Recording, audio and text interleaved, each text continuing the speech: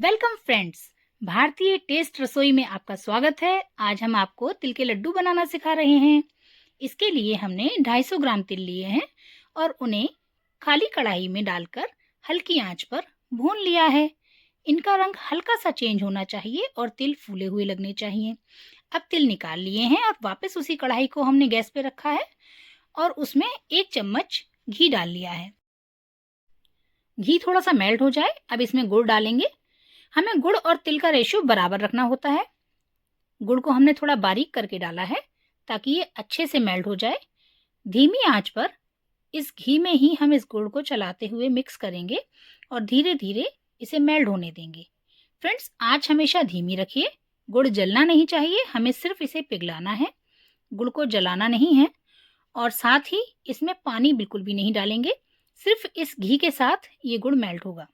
इस बात का ध्यान रखते हुए इसको धीरे धीरे चलाते रहिए। फ्रेंड्स, मैं आपको पारंपरिक तरीके से ये तिल के लड्डू बनाना सिखा रही हूँ। मेरी माँ ऐसे ही बनाती थी। इसमें हम सिर्फ गुड़ और तिल का इस्तेमाल करेंगे। इसमें हम कोई भी और चीज़ नहीं डालेंगे। अगर आप चाहें तो अपनी पसंद के अनुसार इसमें इलायची पाउडर या ड्राई फ्रूट्स भी डाल सकते हैं। स्लो गैस पर ऐसे ही धीरे धीरे चलाते हुए हम गुड़ को पूरी तरह से मेल्ट करेंगे।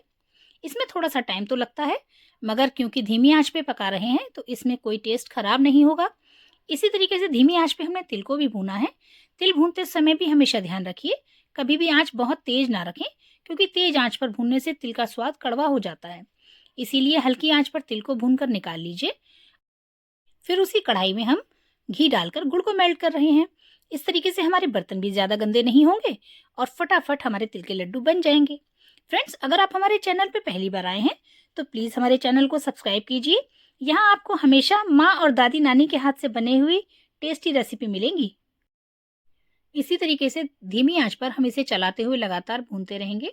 और अब ये गुड़ हमारा काफ़ी हद तक पिघल चुका है। अभी थोड़ी देर और लगेगी फ्रेंड्स।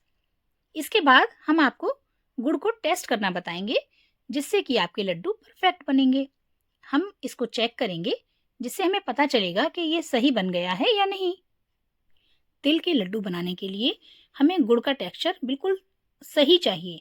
वो ना तो बहुत टाइट होना चाहिए, क्योंकि बहुत ज़्यादा टाइट हो गया तो लड्डू काटने से कटेंगे नहीं, और बहुत सॉफ्ट रह गया तो लड्डू की हम शेप नहीं दे पाएंगे। इसीलिए हम 1 कटोरी में पानी लेते हैं और उसमें कुछ ड्रॉप गुड़ की डालेंगे और फिर उसको हाथ से लड्डू जैसा बनाकर चेक करेंगे। अगर वो सही से लड्डू बन रहा है तो इसका मतलब हमारा ये सही तरीके से तैयार हो गया है। और वो बहुत टाइट भी नहीं होना चाहिए, सॉफ्टनेस भी रहे और मिक्स होके एक लड्डू की शेप में आ भी रहा है। बस यही हमें चाहिए। अब हम गैस बंद कर देंगे और थोड़ी देर तक इसे ऐसे ही और चलाते रहेंगे। इस तरह चलाते हुए अब ये थोड़ा सा ठंडा हो जाएगा, तभी हम इसमें तिल मिलाएंगे। तिल को हम थोड़ा थोड़ा करके डालेंगे, क्योंकि एक साथ डालने पे अगर हम ठीक से मिक्स नहीं कर पाए तो हमारे लड्डू खराब हो जाएंगे। इसीलिए धीरे धीरे डालिए और एक हाथ से उसे मिलाते जाइए। देखिए फ्रेंड्स, जैसा वीडियो में दिख रहा है बिल्कुल ऐसे ही आप लोग कीजिएगा। इस वक्त गैस बंद है, हमारा गुड़ बहुत ज़्यादा गर्म नहीं है। बस हम इसे धीरे धीरे मिलाते रहेंगे और साथ ही चलाते रहेंगे।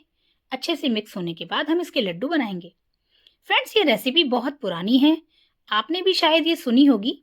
आज के टाइम में हम लोग बहुत कुछ मिक्स करके अलग अलग तरीके से रेडीमेड तरह तरह की चीज़ें और मिठाइयाँ खाते हैं, मगर ये स्वाद उनमें नहीं मिलेगा, क्योंकि ये तो है हमारी माँ के हाथ का स्वाद। चलिए, आप भी इस तरीके से बना के देखिए फ्रेंड्स, आपको पुराना टेस्ट ज़रूर याद आएगा। इस तरह चलाते हुए हम इसे ठंडा कर रहे हैं। चलाना इसलिए भी ज़रूरी है क्योंकि अभी हमारी कढ़ाई थोड़ी गर्म है और उसकी गर्माहट से गुड़ या तेल जल सकते हैं। इसीलिए हम इसको लगातार चलाते रहेंगे और देखिए धीरे ही धीरे ये ठंडा होते होते थोड़ा गाढ़ा गाढ़ा होता जाएगा। इसे हमने गैस से नीचे उतारना है, क्योंकि सरफेस पे रखने के बाद इसको थोड़ी सी स्लैब की ठंडक मिलेगी ना, उससे कढ़ाई हमारी जल्दी ठंडी होगी। और देखिए अब ये थोड़ा जमा हुआ लगने लगा है। बस अब हम इसके लड्डू बनाएंगे, क्योंकि हमें इसे पूरी तरह ठंडा नहीं करना है। अगर ये पूरी तरह ठंडा हो गया तो बिल्कुल जम जाएगा, फिर इसके लड्डू को हम शेप नहीं दे पाएंगे। चलिए फ्रेंड्स, थोड़ी सी गर्माहट तो हाथों को झेलनी पड़ेगी। आप चाहें तो कढ़ाई से किसी दूसरे बर्तन में इसे निकाल के जल्दी ठंडा कर सकते हैं, मगर मैं ऐसा इसलिए नहीं करती हूँ क्योंकि फिर वो बहुत जल्दी ठंडा हो जाता है और इतना सारा मिश्रण है, इसके इतने सारे लड्डू तुरंत बना पाना थोड़ा मुश्किल हो जाएगा। इसीलिए उसमें जो टाइम लगेगा तो कढ़ाई की जो गर्माहट है हमारे गुड़ को जल्दी नहीं ठंडा होने देगी, जल्दी नहीं जमने देगी। इसलिए चलिए अब हम कटोरी में थोड़ा पानी लेते हैं और पानी को हाथों पे लगाएंगे। उसके बाद एक लड्डू के साइज का मिश्रण हाथ में उठा लेंगे और उसे थोड़ा दबाते हुए गोल करेंगे और फिर दोनों हाथों में घुमाकर हम लड्डू को सही शेप देंगे।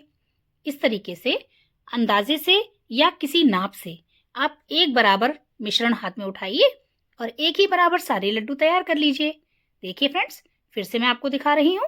थोड़ा हमने मिश्रण लिया, उसको हाथों में घुमाया और हमारा लड्डू तैयार हो गया। इस तरीके से आप फटाफट ढेरों लड्डू बना सकते हैं। देखिए, माँ की रेसिपी से बने हुए तिल गुड़ के ये ढेरों लड्डू तैयार हैं। चलिए फ्रेंड्स, अब आप भी बनाइए और मुझे कमेंट में बताइए आपको इन लड्डुओं का स्वाद कैसा लगा। Thanks for watching.